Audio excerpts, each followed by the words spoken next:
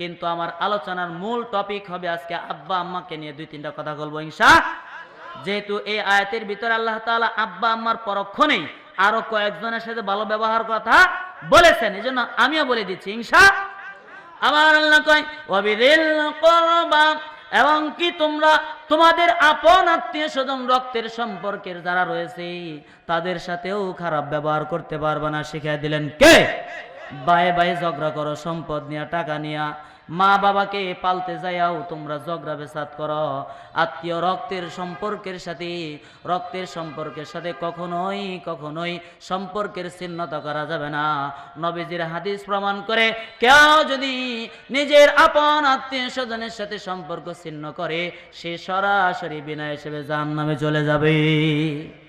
যেন মাফ করতে শিখেন, ক্ষমা করে দিতে শিখেন। 3 নাম্বার ওয়াল ইয়াতামা, তোমরা এতিমদের সাথে ভালো ব্যবহার করো। ওয়াল মাসাকিন, এবং ওই সমস্ত দরিদ্রের সাথে ভালো ব্যবহার করো যারা দিন আইনা দিন খায়, আছে না? যারা দিন আইনা দিন খায়, যারা পরিশ্রম করে, যা ইনকাম করে তাই খরচ কিন্তু জমাইতে পারে না, যা আয় করে তাই ব্যয় হয়ে যায়। কোরআনের ভাষায় তাদেরকে মিসকিন বলা হয়। সুবহানাল্লাহ কোন। এই ধরনের গরিবদের সাথে ভালো ব্যবহার করো। ওয়াল জারিদিল কুরবা, এবং তোমার কাছের প্রতিবেশী যারা তাদের সাথেও ভালো ব্যবহার করো। প্রতিবেশী আছে না?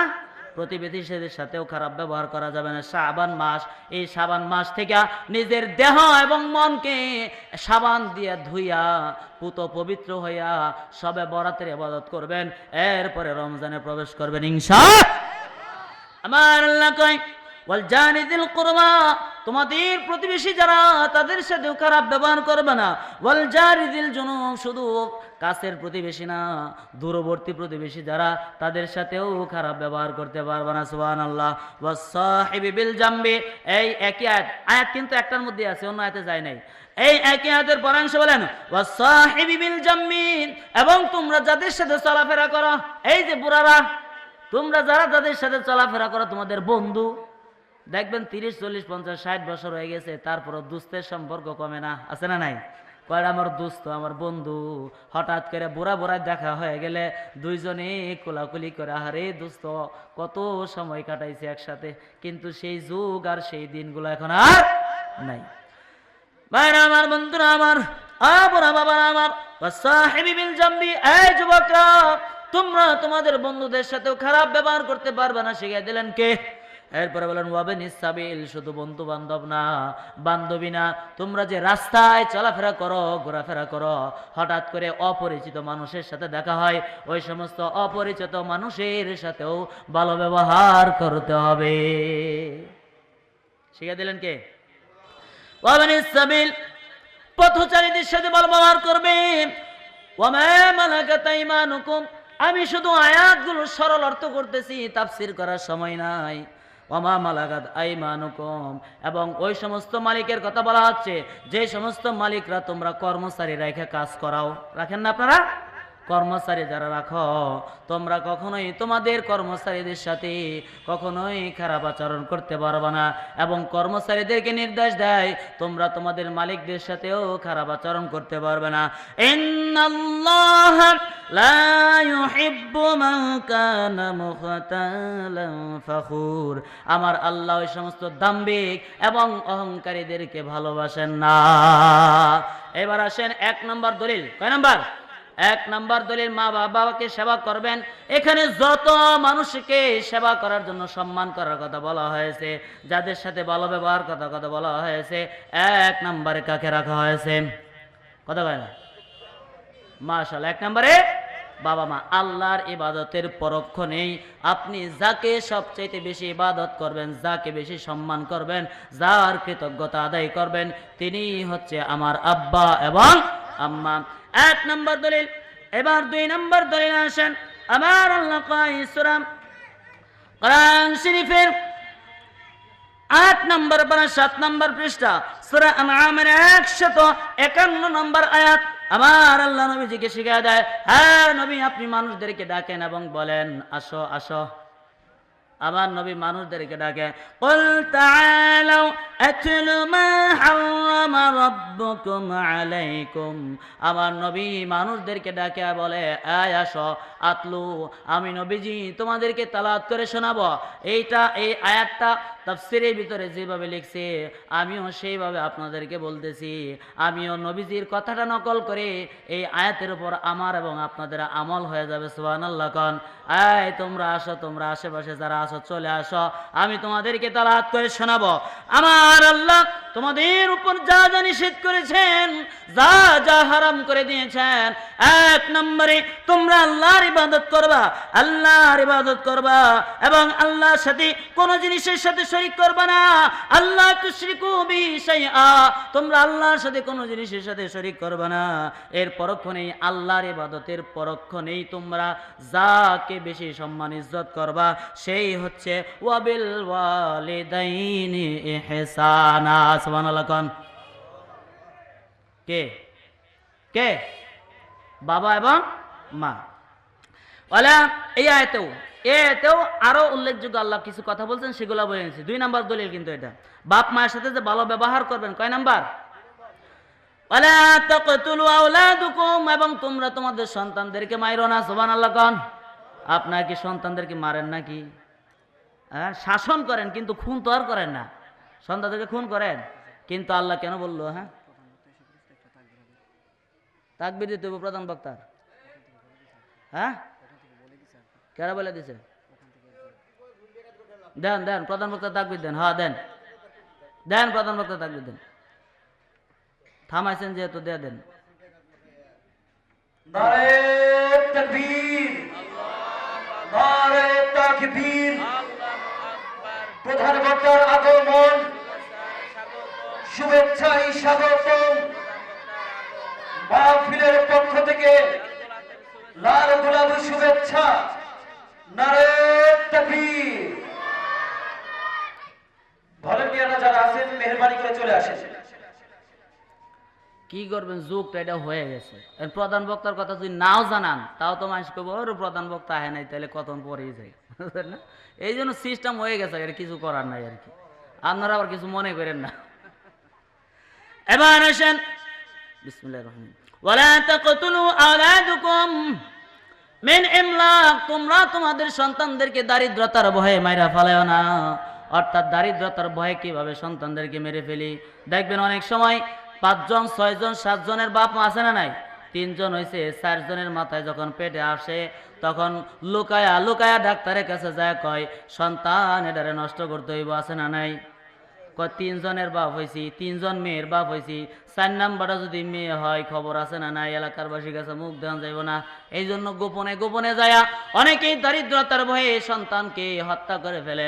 আমার আল্লাহ কয় না হানু নারযুকুকুম ওয়া ইয়্যাহুম, তোমরা কখনোই তোমাদের সন্তানদেরকে মাইরা ফেলাও না। রিজিকের মালিক আমি আল্লাহ, শুধু তোমাদেরকে না, তোমাদের সন্তান যেগুলো আসতেছে সেগুলা রিজিকের ব্যবস্থা করেন কে? মাশাআল্লাহ। এবার বলেন ওয়ালা তাকরাবুল ফাওয়াহিশা, অন্যায় কাজের ধারে কাছে যাইবে না, অশ্লীল কাজের ধারে কাছে যাইবে না, সেটা প্রকাশ্যে হোক এবং গোপনে হোক।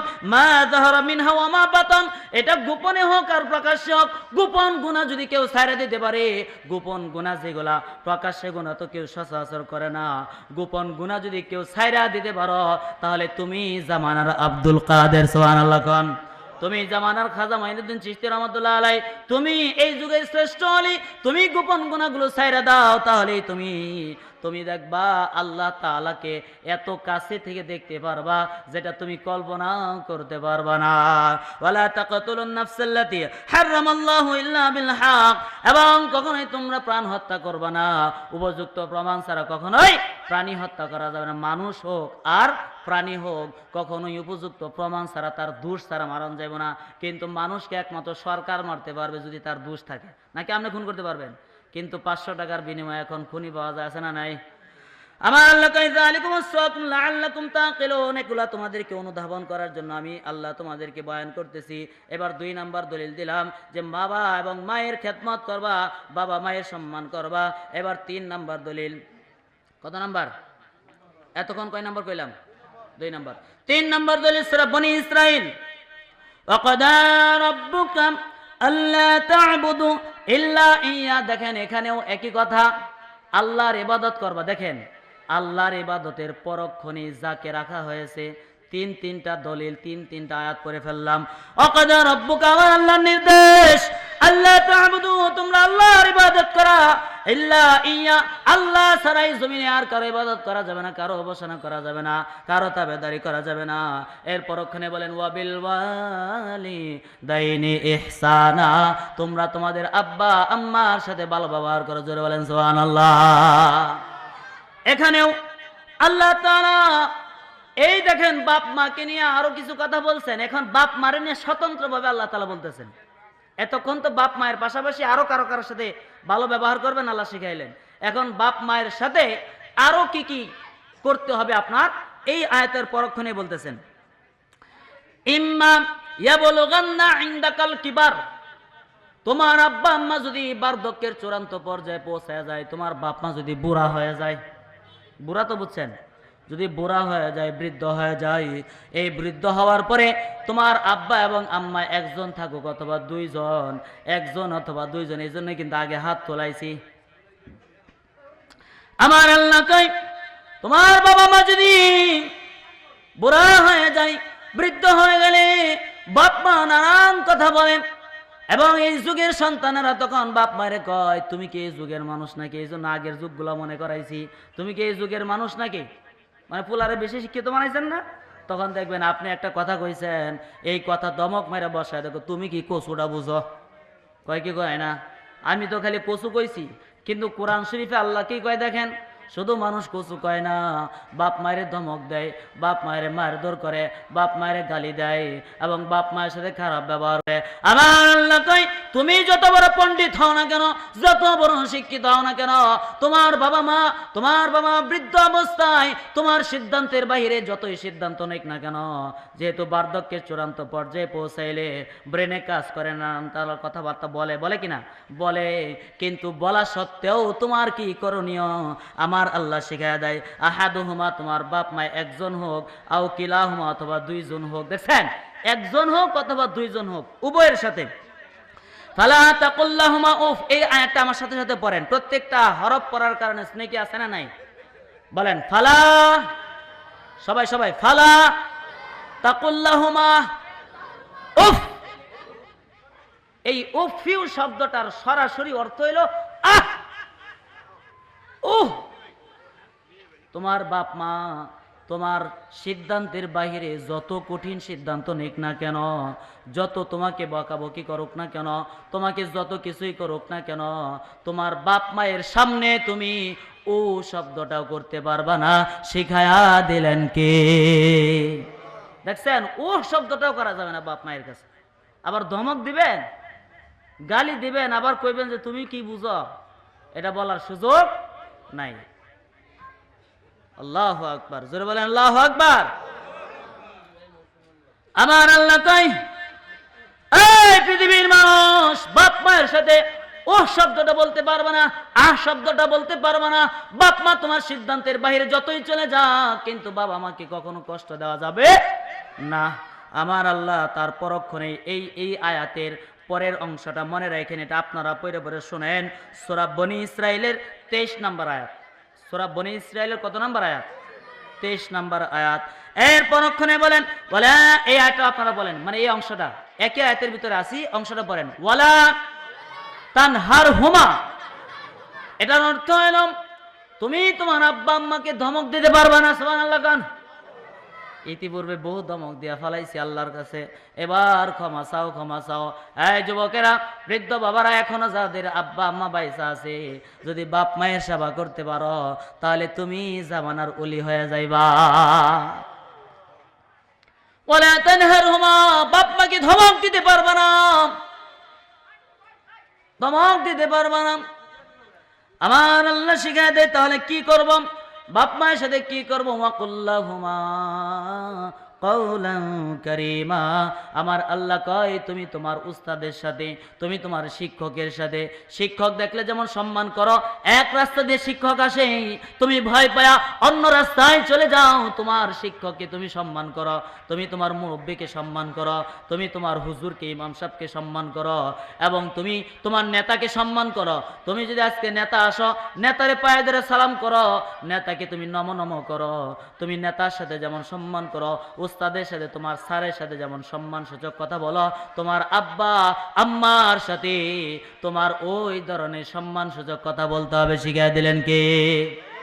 আচ্ছা, শিখাই দিলেন কে? কথার বারে বারে কেন বলি জানেন? আপনাদের মুখ থেকে আল্লাহর নামটা জপাই যায়, কেন বুঝছেন তো? আল্লাহর নামটা আপনাদের মুখ দিয়ে জবাইতেছি বারে বারে, এটা জিকির হয়ে যাচ্ছে। সুবহানাল্লাহ কোন। এই জন্য আল্লাহর নামটা জুড়ে কইেন, যখন আবার কইমু আর কি।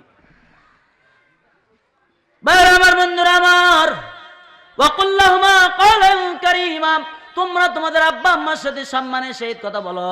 শুধু সম্মানের সহিত কথা বলবা তো শুধু তাই না, এমন সম্মান আমার আল্লাহ শিখায় দেয়। ওয়াখফিদ লাহুমা জানাহাদ যুল্লি মিনার রাহমাতি, আমার আল্লাহ কয় এটার এই আয়াতের সরাসরি তাফসিরে কিরামের ভিতরে, তাফসিরের ভিতরে মুফাসসির কিরাম লেখেন যে উদাহরণ দিয়েছে মুরগি যেমন তার ছানাগুলাকে বাঁচানোর জন্য, সিলের থাবা থেকে বাঁচানোর জন্য ডানা মেলায় দেয়, তাই না? ডানা মেলায় দেয়। তোমার ডান হাতটা সর্ব অবস্থায় তোমার বাবা এবং মায়ের উপরে রাখবা, কোনো ধরনের বিপদ আপদ যেন তোমার বাপ মাকে স্পর্শ করতে না পারে। প্রত্যেক দিন জিজ্ঞেস করবা, ও মা আমার তুমি কি খাইতে চাও, ও বাবা আমার তুমি কি খাইতে চাও, তোমার কি মনে চাই। প্রত্যেক দিন তোমার সন্তানকে যেমন তুমি মজা কিনা দাও, তোমার বাবা মা কিন্তু সন্তানের মতো আবদার করবে না, কিন্তু তোমার মাকে জিজ্ঞেস করার দরুন, তোমার মাকে জিজ্ঞেস করার সাথে সাথে দিল থেকে এমন একটা দোয়া করবে, এমন একটা দোয়া করবে যে না না বাবা আমার কিছুর প্রয়োজন নাই, তুই শুধু আমার সাথে থাকিস। কি ঠিক না ঠিক? সন্তানের মতো কি চাইবো বাপ মা? কখনোই চাইবো না। বরং কথাটা বলার সাথে সাথে দিল থেকে এমন একটা দোয়া আপনাকে করবে, আপনি এই জামানার ওলি হয়ে যাবেন। সরাসরি কোরআনের আয়াত, কোরআনের বাইরে গেছি, সরাসরি কোরআনের আয়াত হাদিসেও পাওয়া যায়। যারা বাবা মায়ের খেদমত করেছে তাদেরকে আল্লাহ তাআলা জামানার ওলি বানায় দিয়েছে। সুবহানাল্লাহ কোন। এবার আল্লাহ তাআলা কয় তোমরা বাপ মায়ের উপর ডান হাত রহমতের ডানা সব সময় রাখবা। যাদের বাপ মা নাই তারা তো এবার চোখের পানি ফেলায় দিছে, আরে কি ভুল করছি, বাপ মা যখন জীবিত ছিল তখন তাদেরকে দেখাশোনা করি নাই। আল্লাহ, যাদের বাপ মা নাই তাদের জন্য আল্লাহ নিয়ম কানুন শিখাই দিয়েছে কিনা? হ্যাঁ। এবার আমার আল্লাহ এই আয়াতের বাইরে যায় না, দেখেন এই একই আয়াতের ভিতরে আমার আল্লাহ কয় যাদের আব্বা মা নাই তোমরা কি করবা? আমার আল্লাহ শিখাই দেয়, বলেন ওয়াকুর রব্বির হামহুমা কামা রাব্বায়ানি সগীরা। সুবহানাল্লাহ। এতদিন মনে করছিলেন এটা দোয়া, কিন্তু আসলে কোরআন শরীফের সরাসরি আয়াত। দেখছেন, কোরআন শরীফের আয়াত দিয়ে আল্লাহ দোয়া শিখাই দিল। বাপ মার জন্য দোয়া করো, বাপ মার জন্য দোয়া করো, বেশি বেশি দোয়া করো। প্রত্যেকটা সন্তানের জন্য 1 নম্বর দায়িত্ব এবং কর্তব্য হইল তুমি তোমার আব্বা আম্মার জন্য বেশি বেশি দোয়া করবা। এবং বাপ মা যদি মারা যায় থাকে এবং সে যদি দুনিয়াতে কোনো ওসিয়ত কইরা যায় থাকে, করে না অনেক সময়, এই ওসিয়তগুলো জানাজার ময়দানে যেমন বলেন যে আমার বাপ মা যদি কোনো ঋণ হয়ে থাকে তোমরা আমাকে জানাইবা, ঋণ পরিশোধ করার চেষ্টা করব। এটা শুধু জানাজার ময়দানে না, প্র্যাকটিক্যালি তুমি খুঁজবা, খুঁজে তালাশ করবা যে বাপ মায়ে কোনো অঙ্গীকার করে গেছে কিনা, সেটা তুমি আদায় করবা। 3 নাম্বার হচ্ছে তোমার আব্বা আম্মা যাদের সাথে চলাফেরা করেছে তাদেরকে বাপ মায়ের মতো সম্মান করবা আর স্মরণ করবা আমার আব্বা আম্মা এই মুরব্বীগুলোর সাথে চলাফেরা করেছে, এই বাবাগোর সাথে চলাফেরা করেছে, এদের সাথে সম্মান করবা। এটা প্রত্যেকটা সন্তানের দায়িত্ব এবং কর্তব্য। মানবো তো ইনশাআল্লাহ? কে কে মানবেন হাত তুলে দেখান। নারে তাকবীর, নারে তাকবীর।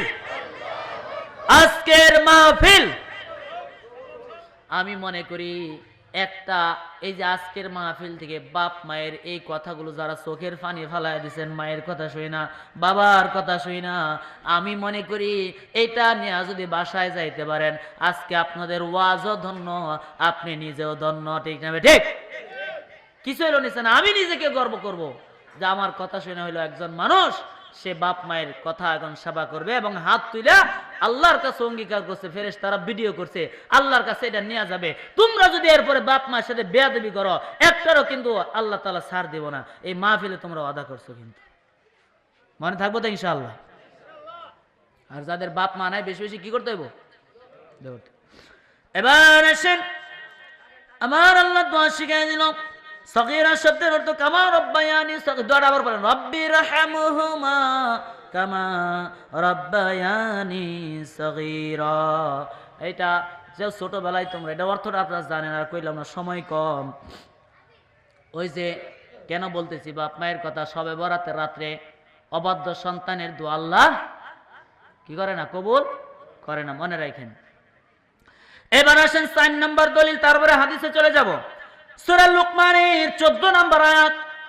সূরা লুকমানের ভিতরে আল্লাহ শিখায় দেয়, ওয়াসাইনাল ইনসানা বিওয়ালিদাইহি। আমার আল্লাহ কয়, আমি মানুষদেরকে ওসিয়ত করেছি, আমি মানুষদেরকে নির্দেশ করেছি, আমি মানুষদেরকে তার বাবা মা সম্বন্ধে নির্দেশ করেছি।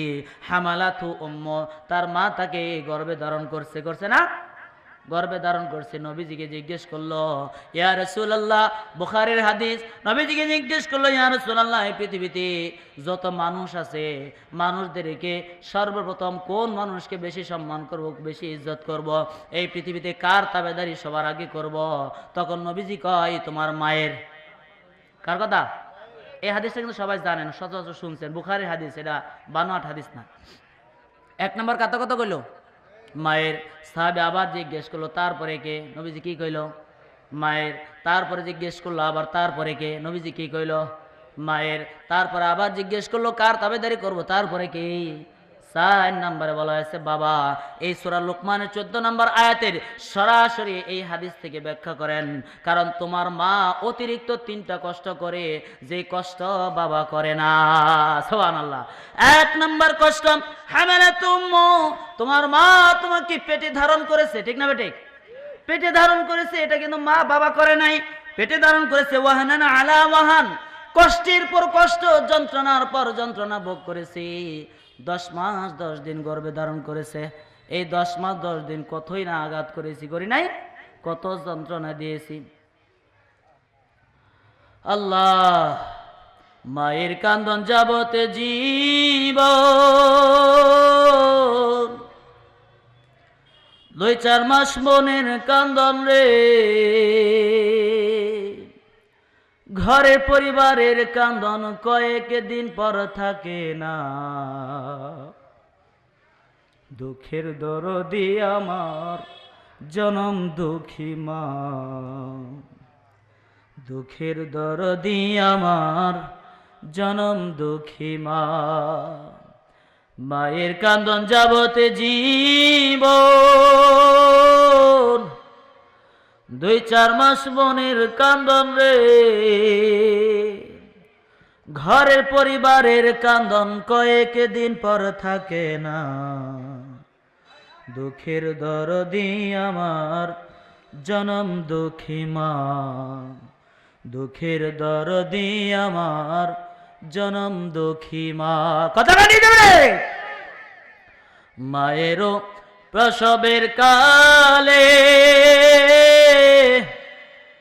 বুক ভেসে যায় নয়ন জলে রে,